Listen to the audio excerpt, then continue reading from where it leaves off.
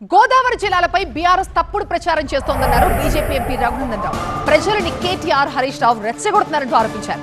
జీఆర్ఎం పేరు ముట్టడిస్తామనడం సరికాదన్నారు. ఓట్లు సీట్ల కోసం సెంటిమెంట్ ని రగల్చొద్దు అన్నారు.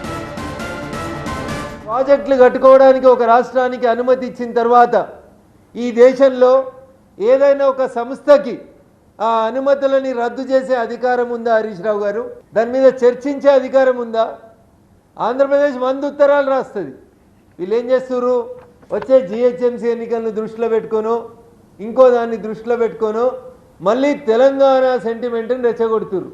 అయ్యా హరీష్ రావు గారు, భారతీయ జనతా పార్టీ నుంచి ఎంపీలు గెలిచిన వాళ్ళం అందరం కూడా జై తెలంగాణ అన్నోళ్ళమే.